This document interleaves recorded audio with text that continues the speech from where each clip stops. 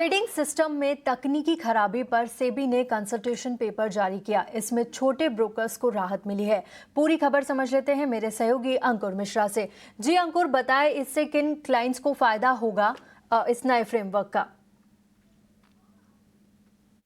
जी हाँ, ब्रोकर्स के जो ट्रेडिंग सिस्टम में ग्लिचेस आ जाती हैं वहां पर एक कंसल्टेशन पेपर जारी हुआ है सेबी की तरफ से, और ये पहली बार नहीं हुआ है। आपको हम याद दिला दें कि 2022 में ऑलरेडी इस तरीके का एक नियम आया था, लेकिन इंडस्ट्री ने एक फीडबैक दिया था कि आपने जो ये नियम बनाए हैं ना, वो सिर्फ और सिर्फ बड़े ब्रोकर्स को ज़्यादा फेवर करते हैं, बल्कि छोटे ब्रोकर्स पे ज़्यादा मार पड़ने वाली। इसीलिए इंडस्ट्री ने एक फीडबैक दिया और अब वापस से नए रेगुलेशन सेबी लेके आया है।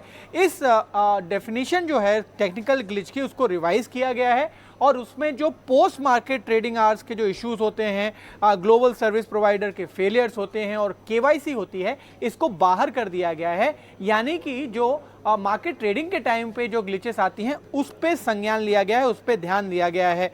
और साथ ही साथ जो फ्रेमवर्क है वो उन्हीं ब्रोकरों पर अप्लाई होगा जहां पर 10,000 से ज़्यादा क्लाइंट हैं 31 मार्च तक। इसके अलावा अगर हम इससे फ़ायदे की बात करें तो करीब 457 स्मॉल ब्रोकर्स हैं, वो इस फ्रेमवर्क से बाहर हो जाते हैं। और उन्होंने ही शिकायत की थी कि आप एक ब्लैंकेट नियम नहीं ला सकते हैं क्योंकि स्केल अलग अलग है। और यहाँ पर करना क्या होगा, अगर इस तरीके का कोई ग्लिच होता है तो इंसिडेंट के T+10 यानी कि एक दिन बाद ही आपको रिपोर्ट देनी होगी। रूट कॉज एनालिसिस जो है वो 14 दिन में देनी होगी और 2 घंटे में एक्सचेंज को एक प्राथमिक संज्ञान लेना होगा और बताना पड़ेगा कि रेगुलेटर को कि दिक्कत आखिर क्यों हुई, और बाद में 14 दिन के भीतर पूरा रूट कॉज एनालिसिस भेज सकते हैं। तो ऑल इन ऑल ये जो नए नियम हैं वो 1 नवंबर से लागू हो जाएंगे और इस बार का आइडिया यही है कि जो बड़े ब्रोकर्स हैं सिर्फ उन तक सीमित रहे और छोटे ब्रोकरों को इससे नुकसान ना हो।